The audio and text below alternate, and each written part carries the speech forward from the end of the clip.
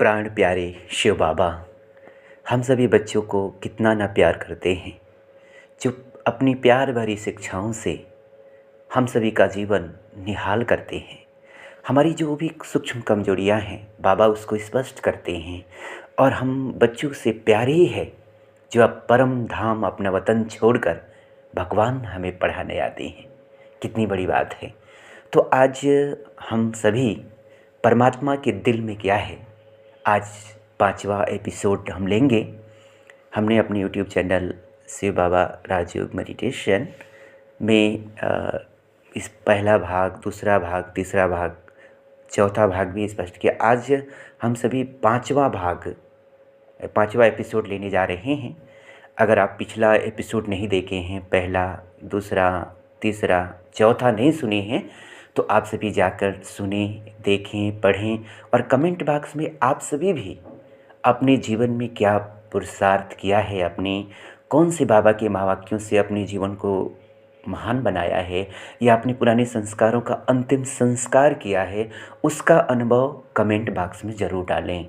क्योंकि आपके उस कमेंट्स के सहयोग से आपके बाबा के अनमोल रत्नों को जो आप प्राप्त कर, जो आपने अपना जीवन महान बनाया है, उन बातों को जब कमेंट में डालेंगे तो बाबा के जो नए बच्चे हैं वो उसे देखकर पढ़ेंगे, सुनेंगे और उसे नोट करके अपने जीवन में जब लाएंगे मनन चिंतन करके, तो उनका जीवन महान बनेगा और उनकी दिल की दुआएं आपके पुरुषार्थ को तीव्र करेगी।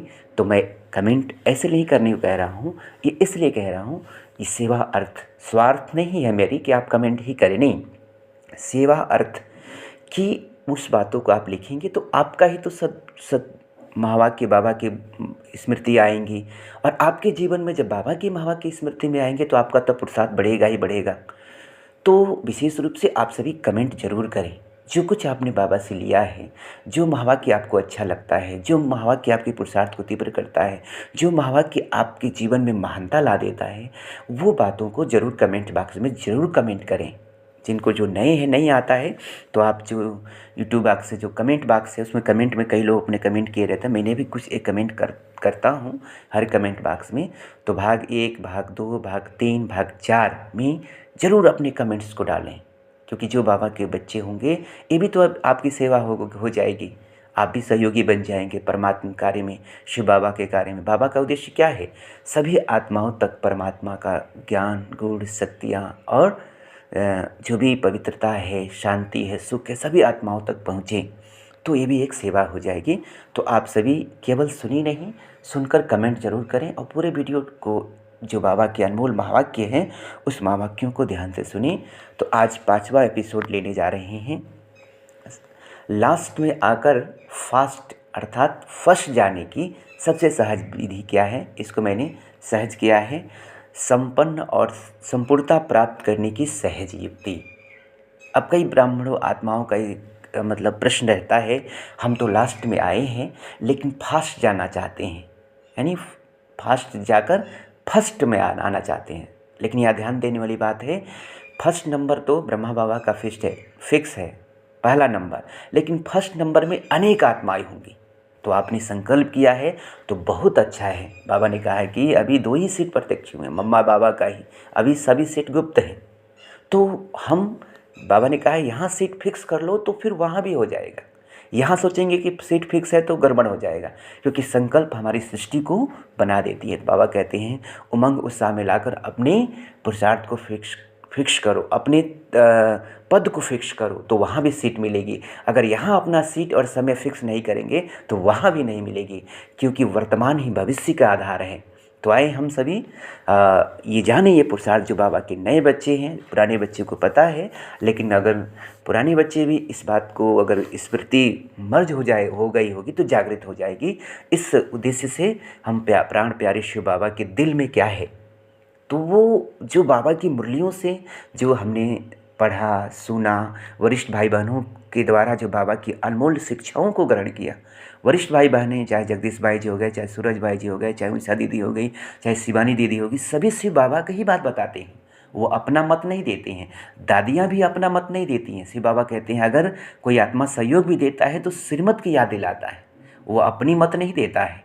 तो श्रीमत देने वाला कौन? तो शिव बाबा है।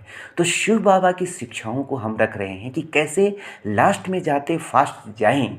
ये मैं भी उसमें कुछ मेरा भी थोड़ा भी तो अनुभव रहेगा, जो मैंने जो पुरुषार्थ किया। कि अनुभव की बातें, सुनी सुनाई बातें भूल जाती हैं, लेकिन अनुभव की बातें दिल में छप जाती हैं। तो आज इस 5वें सेशन में हम जानेंगे कि हम संपन्न और संपूर्ण बनने की सहज युक्ति क्या है। कि हम लास्ट में आए हैं, लास्ट में जाते फास्ट पुरुषार्थ कर फर्स्ट डिवीजन में कैसे आए। फर्स्ट नंबर तो फिक्स है ना, ब्रह्मा बाबा का, लेकिन फर्स्ट डिवीजन में अनेक आत्माएं होंगी। हम सेकेंड डिवीजन में ना आए, थर्ड डिवीजन में ना आए, हम नापास ना हो जाए। तो चलिए हम युक्ति को पालन करते हैं। तो एक बात जो बाबा ने कही, मुरलियों से मैंने ढूंढा, तो बाबा ने कहा हर बार मुरली उठाएंगे तो हर मुरलियों में कहीं ना कहीं बाबा ने आलस्य और अलबेलापन के विषय में कहा है। तो उसको ख़त्म करने के लिए बाबा ने कहा है कि बच्चे हर घड़ी को अंतिम घड़ी समझकर क्या करो, अपने हर संकल्पों को ईश्वरीय महाव के अनुसार मोल्ड करो। देखिए एक ही वाक्य में संपूर्णता आ जाएगी अगर प्रैक्टिकल जीवन में धारण कर ले तो। ये प्रैक्टिकल मैं अपनी निजी अनुभव से कह रहा हूँ। इस एक महावाक्य से, बाबा के अनमोल महावाक्यों से मैंने अपनी कई कमजोरियों को दूर किया है। इसलिए मैं आपको कह रहा हूँ कि अगर आप भी इस पर ध्यान देंगे कि हर घड़ी को अंतिम घड़ी समझकर अपने हर संकल्पों को ईश्वरीय महावाक्य के अनुसार, माने बाबा की श्रीमत प्रमाण, बाबा की आज्ञा प्रमाण मोल्ड करना, यानी परिवर्तन करना, चेंज करना ही रियल गोल्ड बना। 16 कला संपूर्ण निर्विकारी, डबल अहिंसक, मर्यादा पुरुषोत्तम, जिसको बाबा कह सकते हैं बाप समान, अव्यक्त फरिश्ता, कर्मातीत, विदेही, बीज रूप अवस्था, तीव्र पुरुषार्थी, जो भी मतलब संपूर्णता के प्रतीक चिन्ह है या तीव्र पुरुषार्थ की जो भी श्रेष्ठ बात कह लीजिए, वो सारी बातें इस रियल गोल्ड में आ जाएगी। और हर घड़ी को अंतिम घड़ी समझ, इस बात को नोट कर लें। फिर से एक बार नोट कर देता हूँ, तब इसका एक एक बातों का विस्तार करेंगे, क्योंकि हम बाबा की एक ही बात की गहराई में जाएंगे हर टॉपिक, हर एपिसोड में। तो आज जो है इसी एक महावाक्य कि हर घड़ी को अंतिम घड़ी समझ, अपने हर संकल्पों को ईश्वरीय महावाक्य के अनुसार मोल्ड करना ही रियल गोल्ड बनना, संपन्न और संपूर्ण बनने की सहज युक्ति है। अब इसी का विस्तार करेंगे इस सेशन में। मतलब इस आधे घंटे से कम सेशन में 20 या 21 मिनट या 19 मिनट मान लीजिए, इतना ही सेशन लेता हूँ। जो बाबा की जो अनमोल शिक्षाएं होती है, बाबा की अनमोल महावाक्य होते हैं, जो बाबा की दिल की बातें होती हैं, जो बाबा की मर्यादाएं होती हैं, उसको हम स्मृति में लाते हैं। जो मैंने खुद पुरुषार्थ किया है, और उस पुरुषार्थ को, बाबा की सावधानी, शिक्षा, समझदारी को आप सभी ब्राह्मण कुलभूषण आत्माओं के समक्ष रखने का प्रयास करते हैं, जिससे आप भी तीव्र पुरुषार्थ कर ब्रह्मा बाप समान संपन्न और संपूर्ण बनकर विश्व राज्य अधिकारी बन बाबा के कार्यों को संपन्न और संपूर्ण बनाने में राइट हैंड यानी सहयोगी बन सकें। तो अब ये बात आपने नोट कर लिया कि हर घड़ी को अंतिम घड़ी समझकर अपने हर संकल्पों को ईश्वरीय महावाक्य के अनुसार मोल्ड करना ही रियल गोल्ड बनता है। ये मेरे जीवन के मतलब कमियों को दूर करने में, ब्रह्मा बाप समान कदम पे कदम रख चलने में बहुत मददगार साबित हुआ। ये 20 सालों का मेरा निजी अनुभव से ये बात रख रहा हूँ। आप भी मुरलियों को पढ़ेंगे, देखेंगे, सुनेंगे तो देखिएगा इसमें लगभग सारी बातें आ जाएंगी। अब पहली बात है कि हर घड़ी को अंतिम घड़ी समझो। बाबा कहते हैं कि पुरुषार्थ के मार्ग में जो सबसे बड़ा विघ्न है वो क्या है?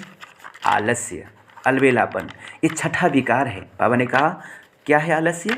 ये छठा विकार है। बाबा कहे बच्चे इसे आने ना दो, कर लेंगे, देख लेंगे, हो जाएगा, कौन बना है। बाबा कहते गेंगे करते, गेंगे कौन करता है? शिव बाबा ने कहा गेंगे बच्चा करता है। ठीक है, तो अगर ये हमारे संकल्प में आ रहा है कि कर लेंगे, देख लेंगे, हो जाएगा, तो बाबा कहते हैं कि समझो कि हमारे पुरुषार्थ में क्या है? बचपना है। इस चीज़ को हमें ध्यान देना है, इस चीज़ को हटा देना है। अब अंत में कर लेंगे, अभी तो संपूर्ण थोड़ी बने हैं, थोड़ी थोड़ी बातें तो रहेंगी ही। सब बाबा की मुरली पढ़ेंगे तो उसमें दिखाई देगा। मुझे डेट याद नहीं है, कुछ बातें को मैं रखूँगा भी, जो मैंने डेट सहित नोट भी किया है, और उस बातों को रखूँगा। लेकिन जो मुख्य बात याद आ रही है मैं आपको बता देता हूँ, और जो डेट सहित तो बातों को मैं आप सभी के समक्ष रखूँगा, तो वो बातें आपको क्लियर हो जाएंगी और आप उस मुरली में पढ़ भी सकते हैं। तो इससे क्या होगा कि आपके अंदर और भी बाबा की शक्ति बढ़ेगी और आप तीव्र पुरुषार्थ कर सकेंगे। तो मम्मा भी क्या करती थी, मम्मा आप सभी जानते हैं, का बताने की ज़रूरत नहीं है। मम्मा भी बाबा की शिक्षाओं को बेहद ही दिल से मानती थी। इसलिए मम्मा का स्लोगन क्या था, हर घड़ी को अंतिम घड़ी समझो। तो ये कहाँ से मम्मा प्राप्त की थी, बाबा की मुरलियों से। बाबा कहते हैं कि बच्चे कभी भी किसी भी आत्मा का अंत घड़ी आ सकता है। तो मम्मा स्पेशल अपनी तरफ से थोड़ी की, वो बाबा की शिक्षा से ये शिक्षा प्राप्त की कि हर घड़ी को अंतिम घड़ी को समझो। बाबा को कभी भी कब सब पसंद नहीं था, अब सब पसंद था। बाबा ने कहा कि कब शब्द ये अलबेलापन का प्रतीक है, कर लेंगे, हो जाएगा, देख लेंगे, कौन संपूर्ण बना है। तो ये सब नहीं करना है। बाबा ने कहा कि हर घड़ी को अंतिम घड़ी समझना है और आलस्य और अलबेलापन को क्या करना है, दूर करना है, क्योंकि आलस्य और अलबेलापन छठा विकार है। तो अब आए हम सभी डेट सहित ज़्यादा विस्तार न करके बाबा की डेट सहित मुरलियों को आपके समक्ष रखने का प्रयास करते हैं। और आप अव्यक्त मुरलियों में पढ़ भी सकते हैं, लेकिन छोटे छोटे जो मैंने नोट किया है जो बातों की, बाबा की शिक्षाओं को, वही बात रखते हैं ताकि हमारे भी काम आएंगे। हम भी बाद में सुनेंगे तो हमारे पुरुषार्थ में मददगार होगा और आप सभी भी सुनेंगे तो आपके भी पुरुषार्थ में मददगार होगा। कहीं ट्रेवलिंग कर रहे हैं, कहीं जा रहे हैं, कोई सेवा कर रहे हैं, वहाँ भी लगा दीजिए इस क्लास को, बाबा के महावाक्य को, और सुनते रहिए तो बाबा की महावाक्यों की स्मृति बनी रहेगी, तो आपका पुरुषार्थ भी तीव्र होता रहेगा। तो फिर आइए ज़्यादा देर नहीं करते हुए आज इस सेशन के अंतर्गत संपन्न और संपूर्ण बनने में सबसे बड़ी बाधा है वो आलस्य, अलबेलापन। इसलिए बाबा ने कहा कि उसको कैसे समाप्त करना है, हर घड़ी को अंतिम घड़ी समझ के। अब इसके गहराई में जाते हैं, एक महावाक्य की गहराई में, ठीक है। अब ईश्वरीय महावाक्य के अनुसार मोल्ड कैसे करेंगे, देखिए वो भी इसमें इस बात में आ जाएगी। तो सीधे चलते हैं, हर घड़ी को अंतिम घड़ी समझ के अब ईश्वरीय महावाक्य के अनुसार अपने संकल्पों को मोल्ड कर कैसे करेंगे। अब इसका गहराई में चलते हैं। तो मैं ईश्वरीय महावाक्य सुनाऊंगा बाबा के जो मैंने नोट किया है, और उसके अनुसार हम सभी अपने एक एक संकल्पों को मोल्ड करेंगे। तो चलिए आइए हम पढ़ते हैं 4 मार्च 1972 की मुरली में जो बाबा ने आलस्य के ऊपर गहराई में बताया है। यह जो कहते हैं, कहने में आता है, अच्छा सोचेंगे या कर लेंगे, कर ही लेंगे, यह आलस्य की निशानी है। करेंगे, कर ही लेंगे, यह आलस्य की निशानी है। करेंगे, कर ही लेंगे, हो ही जाएगा, लेकिन नहीं करने लग पड़ना है। जो नॉलेज व धारणा मिली है वह बुद्धि में धारण तो की है ना, लेकिन प्रैक्टिकल में आने में जो विघ्न रूप बनता है वह स्वयं का आलस्य ही है। अच्छा कल से कर लेंगे, देखिए क्या क्या बहाने बनाते हैं बच्चे। फलाना करेंगे तो हम भी करेंगे, आज सोचते हैं कल से करेंगे, यह कार्य पूरा होगा फिर यह करेंगे। ऐसे संकल्प ही आलस्य का रूप है। ये नोट कर लेंगे आप सभी। 4 मार्च 1972 की मुरली से है जो मैंने नोट किया है। आप सभी भी अगर डायरी पेन लिए होंगे तो प्यार से नोट करें बाबा की बातों को। जो करना है वो अभी करना है, बाकी करेंगे, सोचेंगे, इन अक्षरों की पिछाड़ी में ग आता है। तो यह शब्द बचपन की निशानी है। तो देखिए अगर हमारे अंदर ही आता है तो बचपन की निशानी है। छोटा बच्चा ग करता है, यह अलबेलापन की निशानी है। इसलिए एक भी आलस्य का रूप अपने पास आने नहीं देना और सदा अपने को उल्लास में रखना, क्योंकि निमित्त बनते हो ना, तो निमित्त बने हुए सदा पुरुषार्थ के उल्लास में रहते हैं, तो उन्हों को देख और भी उल्लास में आते हैं। तो हम बाबा के निमित्त खुद को निमित्त बनना, ऐसे नहीं कि गृहस्थ में है तो हम निमित्त नहीं बन सकते। बाबा तो गृहस्थ में ही था ना, निमित्त बन के सारे विश्व को ब्रह्मा बाप समान संपन्न और संपूर्ण बनकर, शिव बाप समान संपन्न और संपूर्ण बनकर सारे विश्व को एक आदर्श रूप ब्रह्मा बाबा बने हुए हैं। तो ये बहाना नहीं देना कि हम गृहस्थी हैं। और कुमारों में जगदीश भाई जी, और बहनों में कुमारियों में मम्मा, और माताओं में दादी जानकी देख लीजिए। तो ये मिसाल है, कोई बहाना नहीं दे सकता है। फिर आगे बाबा ने क्या कहा, चलते चलते पुरुषार्थ में थकावट आना व चलते चलते पुरुषार्थ का साधारण रफ्तार में हो जाए, यह भी किसकी निशानी है, विघ्न हो लेकिन लगन श्रेष्ठ न हो तो उसको भी आलस्य ही कहेंगे। कई ऐसे अनुभव करते हैं, विघ्न भी नहीं है, ठीक भी चल रहे हैं, लेकिन लगन भी नहीं है, अर्थात उल्लास व विशेष कोई उमंग नहीं है, तो ये भी आलस्य की निशानी है। आलस्य के अनेक प्रकार हैं, इसे कभी आने नहीं देना। आलस्य धीरे धीरे क्या करता है वो भी ध्यान से सुनेंगे, आप नोट करेंगे आलस्य क्या क्या करता है। इसका हेडिंग बनाएंगे और नोट करेंगे।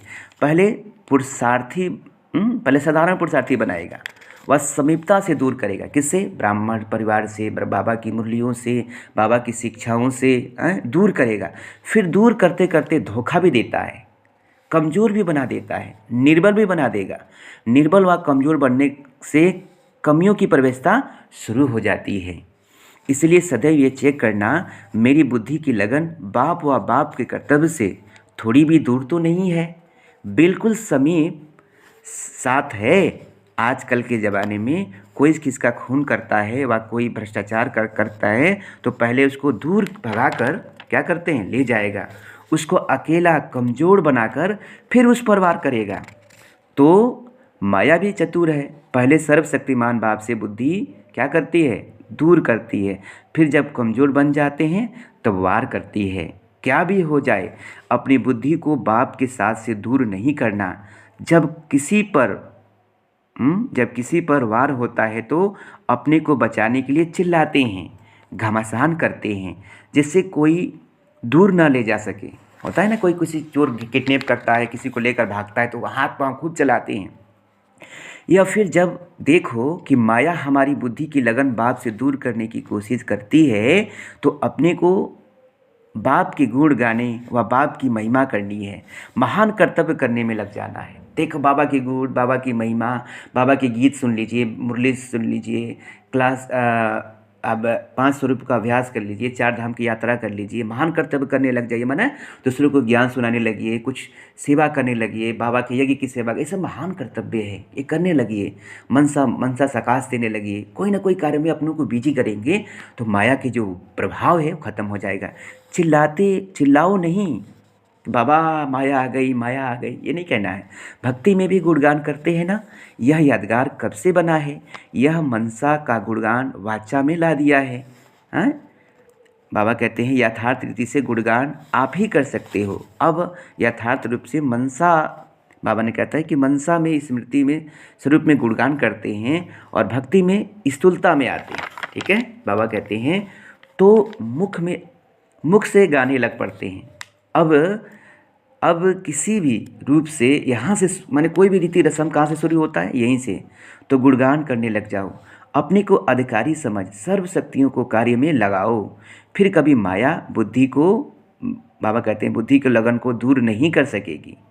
बाबा कहते हैं कितना अच्छी बात है। तो ना हार खाएंगे तो फिर क्या होंगे, जब हार नहीं खाएंगे तो सदा विजयी हो जाएंगे। तो यह स्लोगन याद रखना, हम अनेक बार के विजयी रतन हैं, हम विजयी बनकर जरूर दिखाएंगे। कितना गहन बात है जो मैंने नोट किया, कुछ बातों को नोट किया है। आप सभी जब इस डेट की मुरली सुनेंगे, जो डेट बताया है, तो आपको पूरी मुरली मिल जाएगी। जो मेन बातें हैं जो आलस्य से संबंधित है उसको मैंने नोट किया है, तो आपके समक्ष रखने का प्रयास कर रहे हैं।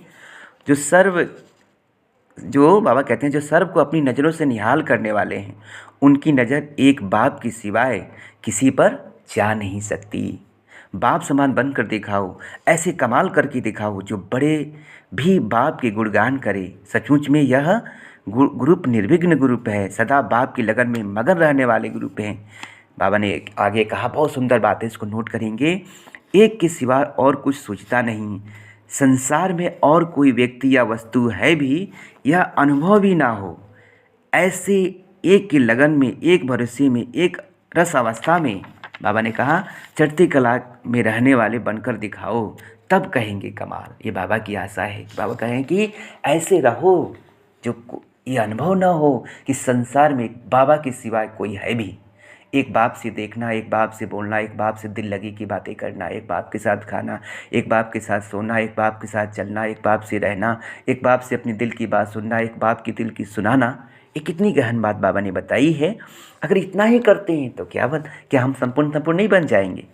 माया, बाबा ने कहता माया ये माया के तरफ, बाबा कहते हैं माया की तरफ नहीं लेना है, माने माया का तिरस्कार करना है। जितना तुम माया का तिरस्कार करने वाली बनेंगे, उतना भक्त भी या दैवी परिवार भी द्वारा क्या होगा, सत्कार प्राप्त होगा। तो माया पर रूप दिखाना है, न कि रहम। कोई के पुरुषार्थ में मददगार बनना है, तरस खाना है, मायावी बनने में नहीं। कोई कमजोरी के कारण बार बार हमें परेशान कर रहा है तो उसको ये नहीं कि उस पर दया करना, रहम करना, नहीं। उसके पुरुषार्थ पे रहम करना है, मायावी बनने में नहीं या बनाने में नहीं। फिर बाबा ने 9 मार्च 2009 में की वाणी में बाबा ने कहा है, उसको भी कुछ नोट किया है मैंने, उसको भी सीधे बाबा की बातों को रख देते हैं। तो जो एक बात है ना, उसके अंतर्गत ये सारी बातें आ जाएंगी, ठीक है। जो सेशन में ले रहा हूँ अभी, तो देखिए 20 मिनट का हो गया है, तो मैं चाहूँगा शॉर्ट में ही बात को रखूँ और अगले एपिसोड में रखने का प्रयास करूँगा। तो कुछ बातों को और सुना देता हूँ और बाकी छठा एपिसोड में आप सभी को हम सुनाने का प्रयास करेंगे, लेकिन कुछ बातों को ले लेते हैं जब तक रहेगा। बाकी जो नेक्स्ट एपिसोड में आप सभी को हम सुनाएंगे।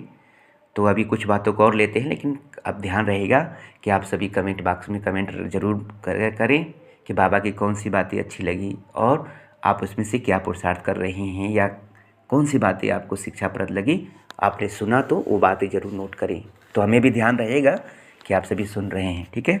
तो हम आगे बाबा के 9 मार्च 2009 की बातों को रखने का प्रयास कर रहे हैं, जो मैंने नोट किया है। कंबाइंड रूप सबसे प्यारा है ना, या कंबाइंड रूप सदा प्यारा है ना, सदा कंबाइंड रहो। माया अकेले करके पुराने संस्कारों को इमर्ज करती है, पुराने संस्कार इमर्ज हो जाते हैं, शुद्ध संस्कार मर्ज हो जाते हैं। पुराने संस्कार है आलस्य अलबेलापन। देखिए बाबा ने कहा कि पुराने संस्कार क्या है, आलस्य और अलबेलापन। यह भिन्न भिन्न रूप में इमर्ज होने से कंबाइंड रूप अलग हो जाता है। यह अलबेलापन आलस्य भिन्न भिन्न रूप में आता है, बच्चे उसे पहचान नहीं पाते हैं। यह आलस्य व अलबेलापन रावण का खजाना है। देखिए बाबा ने क्या कहा, आलस्य अलबेलापन रावण का खजाना है, बाप का खजाना नहीं है। रावण के खजाने को, बाबा ने कहा रावण के खजाने को क्या करते हैं, बड़े नशे से कहते हैं, मैं चाहता नहीं हूँ, लेकिन मेरे संस्कार हैं, संस्कार मेरे कहने लगते हैं। रावण के खजानों को मेरा मानना राइट है या रॉन्ग? रावण के खजाना अपना खजाने बनाने से धीरे धीरे जो शुद्ध संस्कार होते हैं वो क्या हो जाते हैं, मर्ज हो जाते हैं और परमात्म संग का रंग ढीला हो जाता है। देखिए कितना नुकसान होता है। माया का रंग इमर्ज हो जाता है। तो चेक करना कि इस समय कौन सा रंग इमर्ज है और कौन सा मर्ज है, ये चेक करना है कि रावण का संस्कार इमर्ज है कि बाबा का संस्कार इमर्ज है। कभी आलस भिन्न भी रूप में होता है, कभी इस बाबा ने कहा इस पे भी क्लास कराना, आलस कितने प्रकार का होता है बाबा खुद आगे बताएंगे। तो मैंने जो भी कुछ नोट किया है वो सुनाया।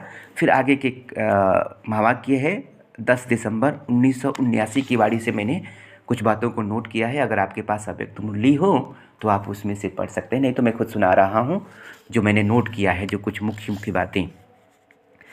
पुरुषार्थ का भी आलस्य होता है, स्थूल कर्म से भी आलस्य होता है, और तो आलस्य का रूप आ जाता है। क्या करे, इतना ही हो सकता है, ज़्यादा नहीं हो सकता है, चल तो रहे हैं, कर तो रहे हैं। पुरुषार्थ की थकावट आलस्य की निशानी है। आलस वाले जल्दी थकते हैं, उमंग वाले अथक होते हैं। टीचर्स अर्थात बाबा का न तो पुरुषार्थ में थके न दूसरों को थकने दे, यानी खुद जो उमंग उत्साह में रहे और दूसरों को उमंग उत्साह लाए, ठीक है। तो ये कुछ बातें इसमें से है और कुछ बातें और 18/6/1974 से मैंने नोट किया है, 18 जून 1974 से, तो उसकी बातें कुछ रख देते हैं। देखिए कितनी अच्छी बात कही है, आप सभी नोट जरूर करिएगा। बाबा ने कहा 99% पुरुषार्थियों में, बाबा ने कहा किसी न किसी रूप से आलस्य और अलबेलापन कहीं ना कहीं अंश रूप में, कहीं वंश रूप में होती है। देखिए 99% बाबा ने कहा पुरुषार्थियों में कहीं अंश रूप में, कहीं वंश रूप में होती है। महारथियों के पुरुषार्थ में अंश रूप में क्या होती है, मेरी और मेरी नेचर, मेरे संस्कार, मेरी भावना नहीं है, लेकिन बोल व नैन चैन है, रेखाएं हैं। बोल में कोई बात आती है, कमजोरी आती है, नैन में, चैन में दिखाई देता है, लेकिन रूप बने हुए नहीं है। यह है अंश रूप, माने मेरे नेचर में, मेरे संस्कार में मेरी भावना नहीं है, लेकिन बोल में बातें आती हैं, बोल में होता है, नैनों से चैनों से दिखता है, रेखाएं दिखती है, लेकिन रूप बने नहीं है, लेकिन यह अंश मात्र है। तो संपूर्ण बनने के लिए आलस्य अथवा अलबेलापन, रायल रूप का आलस्य बाधक है। अब बाबा ने के घोड़े सवार व सेकेंड डिवीजन जो आत्माएं हैं उनको वंश रूप में आते हैं। तो क्या आते हैं वो बाबा ने बताया है। वो स्वयं को निर्दोष, दूसरे को दोष देने में क्या होते हैं, फुर्त होते हैं, यानी लायर्स वकील होते हैं लेकिन लॉफुल नहीं होते हैं। जैसे लायर्स मन वकील क्या करते हैं, झूठे को भी सच्चा सिद्ध कर निर्दोष को दोषी बना देते हैं, वैसे सेकेंड डिवीजन वाले भी अपने दोष को जानते हुए भी स्वयं को दोषी प्रसिद्ध नहीं करेंगे, इसलिए लायर्स हैं, लॉफुल नहीं है।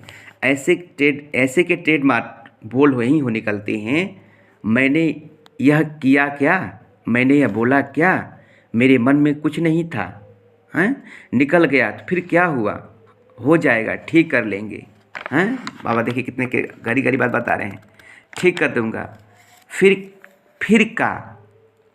का ट्रेडमार्क के बोल होंगे। फिर क्या, जैसे सृष्टि चक्र को समझाने के लिए फिर क्या कहते हो ना, सारी थ्योरी सारी कहानी बता देते हो, सतयुग के बाद फिर क्या हुआ, त्रेता के बाद फिर क्या हुआ, ये फिरका कहते कहते सारी स्टोरी सुना देते हो।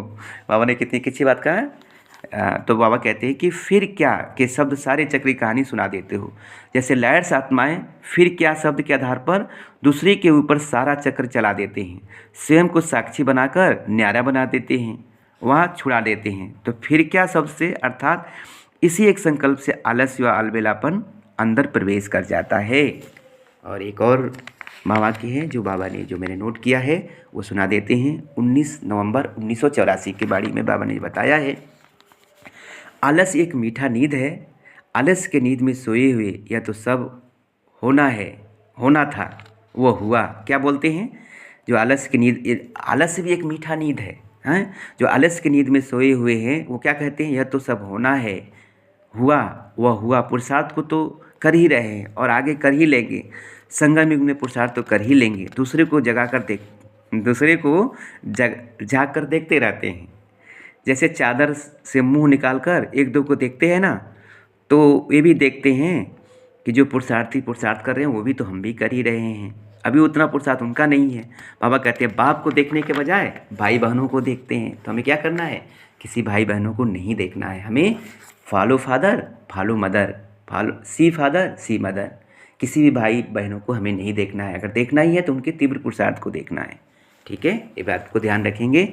अब 25 जून 1970 की बाड़ी में जो बाबा बात कहे हैं उसको भी आपके समक्ष रख देते हैं, बाकी जो बचेगा वो अगले एपिसोड में लेने का हम पुरुषार्थ करेंगे, ठीक है, प्रयास करेंगे।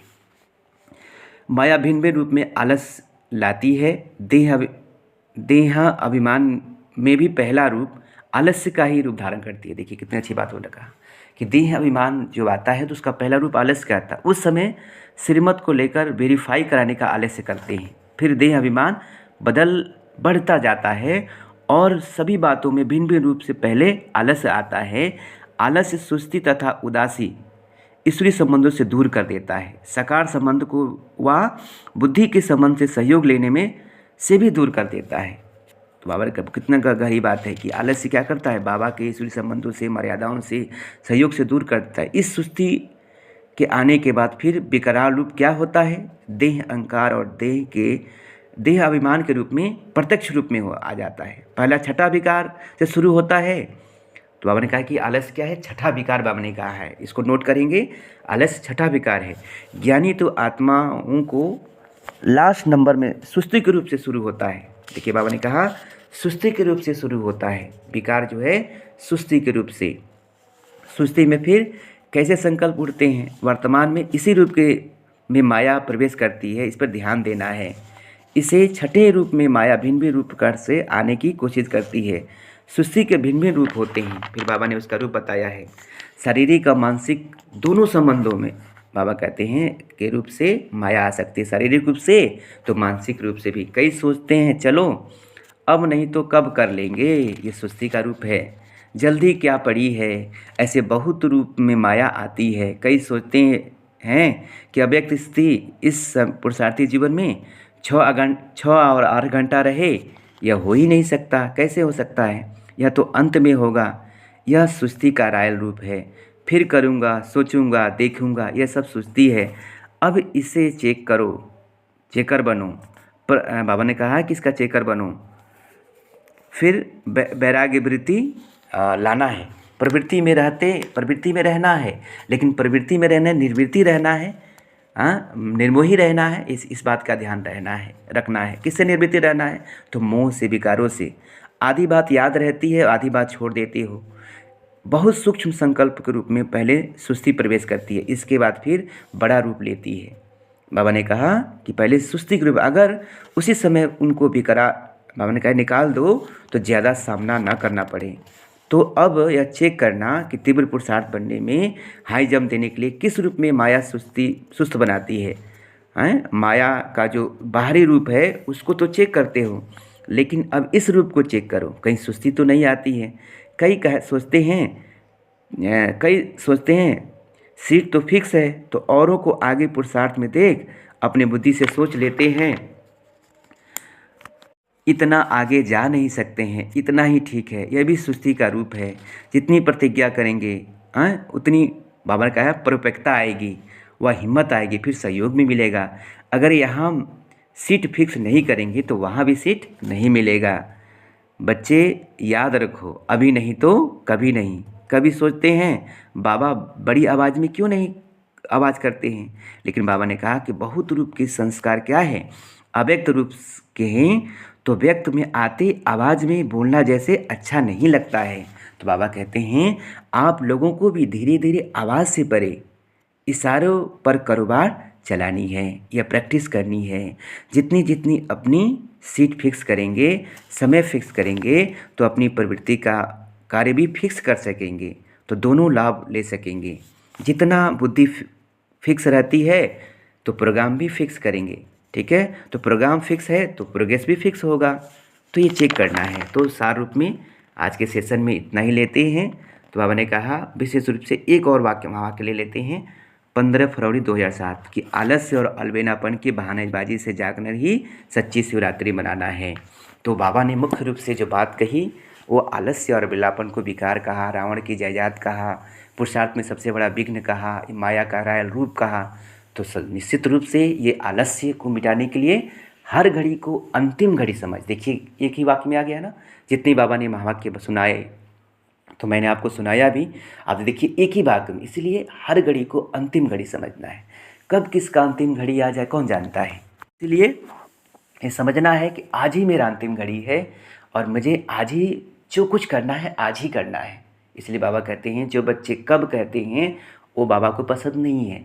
जो अब करते हैं, जो अपनी कमी कमजोरियों को आज ही अभी तुरंत समाप्त करने का संकल्प लेते हैं, हिम्मत करते हैं, तो हिम्मते बच्चे मत दे बाप दादा। तो आए हम सभी ब्राह्मण कुलभूषण जो भी कमी कमजोरियाँ हैं उसको कल पे नहीं टालें। एक लौकिक दुनिया भी कहावत है कि आलसियों का क्या स्लोगन है, आज करे सो कल करे सो परसों, इतनी जल्दी क्या है, बाकी है अभी बरसों। तो ऐसे आलसियों के श्रेणी में नहीं आना है, बाप दादा की नज़रों में रहना है। तो अब करना है, आज जो करना है वो अभी करने लग पड़ना है।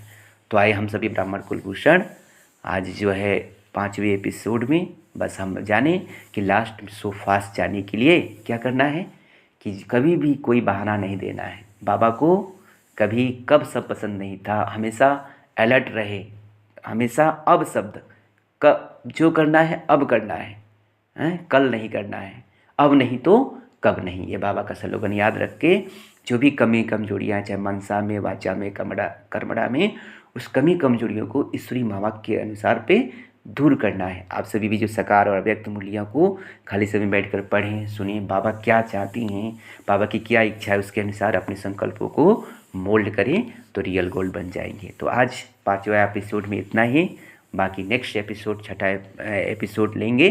तो आपको ये कैसा लगा आप सभी कमेंट करें और इस वीडियो को दूसरों तक भी शेयर करें ताकि बाबा की शिक्षाएं, बाबा की जो नए बच्चे हैं उनको जाए और पुराने बच्चों को भी उन शिक्षाओं को रिवाइज हो जाए। ठीक है, ओम शांति। आपका अनुज राजयोगी ब्रह्मा कुमार सूरज, राजयोग मेडिटेशन सेंटर, फाजिल नगर, जिला कुशीनगर, उत्तर प्रदेश से हूँ।